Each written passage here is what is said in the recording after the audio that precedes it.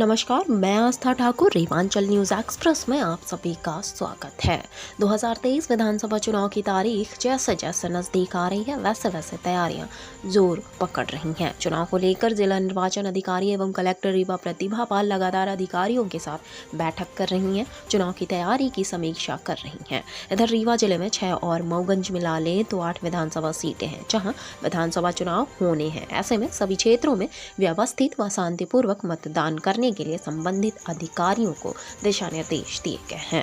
Collector Pratibha Pal ने बताया कि आचार संहिता लगने के बाद मतदाता सूची में सिर्फ नाम जोड़ने का ही काम किया जाएगा। उन्होंने कहा कि जिले भर में अच्छे वातावरण में शांतिपूर्वक मतदान करने के लिए प्रतिबंधात्मक कार्यवाही भी की जा रही है। ऐसे लोग जो चुनाव या मतदाता को प्रभावित करने की कोशिश कर रहे हैं उन पर कार्रवाई की जा रही है। अभी तक 80 से ज्यादा बदमाशों पर जिला बदर की कार्रवाई की गई है, यह संख्या बढ़ भी सकती है। उन्होंने बताया कि जिले भर में 7000 से ज्यादा शास्त्र हैं, उन्हें जमा करने के लिए भी पुलिस को निर्देश दिए गए हैं। सभी थाने शास्त्र के संबंध में जानकारी जुटा रहे हैं।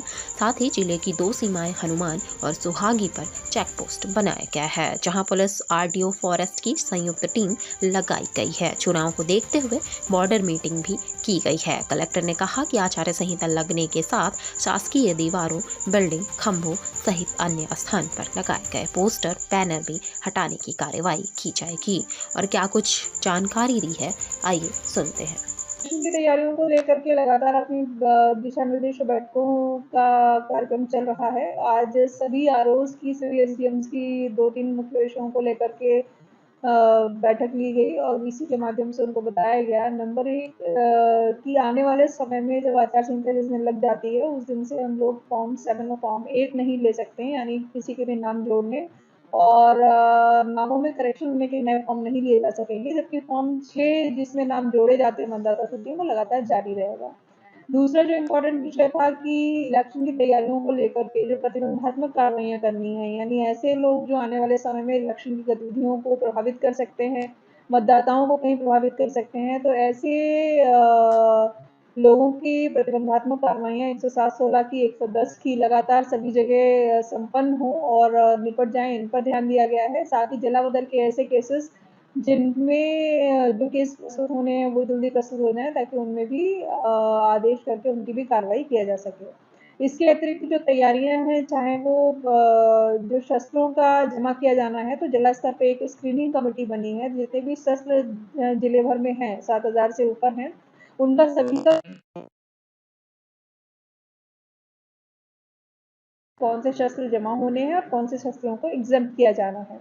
तो तय समय सीमा में अभी लगातार हम लोगों ने सभी थाना प्रभारियों के माध्यम से जो वेरिफ़िकेशन है, शस्त्रों का लाइसेंस नंबर्स के साथ में वो लगातार सभी थानों में चल रहा है और अब उसकी कार्रवाई और तेज़ कर दी जाएगी। इसी प्रकार से चाहे वो मतदान केंद्रों की व्यवस्थाओं की जानकारियाँ हों, संपत्ति विरूपण को लेकर के एक विशेष तैयारी सभी आरओज़ को करने के निर्देश दिए गए हैं, क्योंकि मध्य प्रदेश में संपत्ति विरूपण अधिनियम के तहत हम लोग कार्रवाई करते हैं, तो ये सदैव प्रभावी रहता है ये एक्ट। तो इसीलिए सभी ग्राम पंचायतें, सभी नगर पंचायतों और नगर निगम की सीमा क्षेत्र में ऐसे सभी unauthorised flags, banner, wall painting सरकारी भवनों से या सरकारी पोल्स रहते हैं जो बिजली के, उन पर किसी बाउंड्री वॉल पे हैं अगर, तो उनको भी तत्काल प्रभाव से हटाया जाए, इसकी भी तैयारियां टीम को करने के निर्देश दिए गए। तो इस प्रकार से अपनी इलेक्शन की तैयारियां वेल इन एडवांस अच्छी चल रही है। बॉर्डर वगैरह देखा तो बॉर्डर में बॉर्डर को लेकर के अभी हम लोगों ने अपने चेक पोस्ट दोनों तरफ, मिर्जापुर की तरफ हनुमाना में और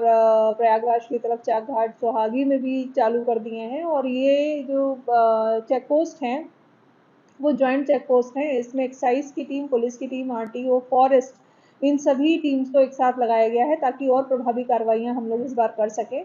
और एक बॉर्डर मीटिंग अपनी हो चुकी है जिसमें सभी जिलों के एसपी और कलेक्टर्स ने भाग लिया था। इसके अतिरिक्त नीचे के स्तर पे एसडीओपी और थाना प्रभारियों के स्तर पर भी चेक पोस्ट बॉर्डर मीटिंग्स हो चुकी हैं। आगे आने वाले एक बॉर्डर मीटिंग हम लोगों ने और अभी अपनी शेड्यूल कर रखी है जो अगले सप्ताह में रहेगी। तो इस तरीके से इलेक्शन को लेकर के तैयारियां तेजी से चल रही हैं। जिला बदर के जो केसेस हैं, अभी तक जो केस प्रकरण प्रस्तुत हुए हैं इस वर्ष में, तो वो लगभग 80 से 82 हो चुके हैं और भी कुछ नए केसेस भी प्रस्तुत हुए हैं।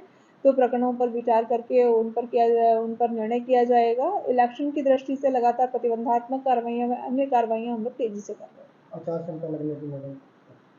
आचार संहिता को लेकर के हम लोग अपनी तैयारियां कर रहे हैं। जैसे ही आचार संहिता लगेगी वैसे ही जो दिशा निर्देश हैं कमीशन के उसके अनुसार हम लोग कार्रवाई करनी शुरू कर देंगे।